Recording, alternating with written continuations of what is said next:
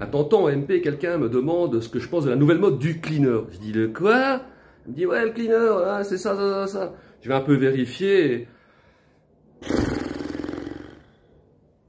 Donc voilà, la nouvelle mode, c'est de fausser des tests salivaires au cannabis. Méthode qui serait efficace à 100% selon les avis des sites qui le vendent. Et bon, en grattant un petit peu, voilà, on tombe vite sur des avis qui nous font comprendre que ce n'est absolument pas fiable à 100%. Sur les sites aussi, on vous dit que c'est tout à fait naturel, hein. Bon, je trouve la couleuvre un petit peu difficile à avaler, parce que bon, on parle quand même d'un produit qui élimine, qui détruit des molécules, donc 100% naturel.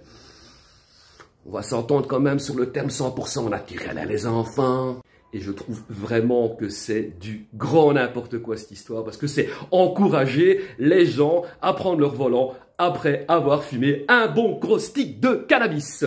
Et ça, je vous le rappelle, c'est quand même interdit par la loi. Faut pas oublier que le cannabis entrave le bon mode de fonctionnement du cerveau et qu'il ralentit les réflexes. Donc, on se rappelle que quand on prend un bon gros ouinge et qu'on va rouler en toto, hein, on prend des risques déjà pour soi-même, mais surtout pour les autres usagers de la route.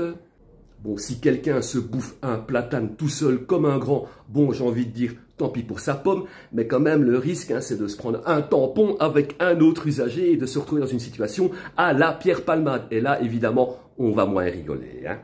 Et puis surtout, ce genre de choses est interdite par la loi, c'est-à-dire fausser un test salivaire. Et en cas de contrôle, si on trouve ce dit cleaner, c'est considéré par la loi comme une circonstance aggravante puisqu'on a essayé de fausser le test salivaire. Et puis il faut être un petit peu logique, hein.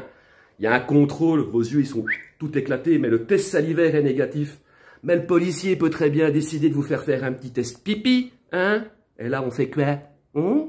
Donc la conduite sous influence, bah ouais, c'est super dangereux pour tout le monde.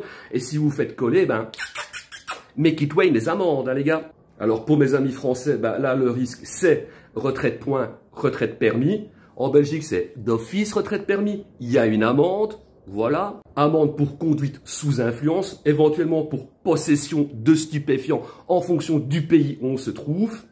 Et puis il y aura une petite cartouche en plus puisque vous aurez essayé de fausser le test, ce qui est interdit.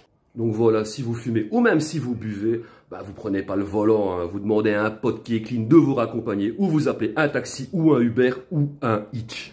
Sacré nom d'une pipe.